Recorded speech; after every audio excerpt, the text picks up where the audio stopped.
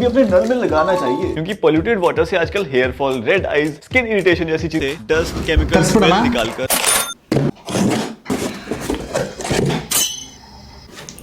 ಈ product water science ಅವ್ರದ್ದು.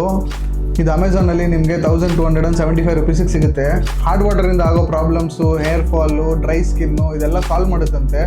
ಬನ್ನಿ ಚೆಕ್ ಮಾಡೋಣ. ಇದು ನಮ್ಮದು ಬೋರ್ವೆಲ್ ವಾಟರು ನೋಡಿ ಯಾವ ಕಲರ್ ಇದೆ. ವಾಟರ್ ಸೈನ್ಸ್ ಫಿಲ್ಟರ್ನ ಫಿಟ್ ಮಾಡಿ ಚೆಕ್ ಮಾಡೋಣ. ಇವಾಗ ಹೆಂಗೆ ಬರುತ್ತೆ ಚೆಕ್ ಮಾಡೋಣ.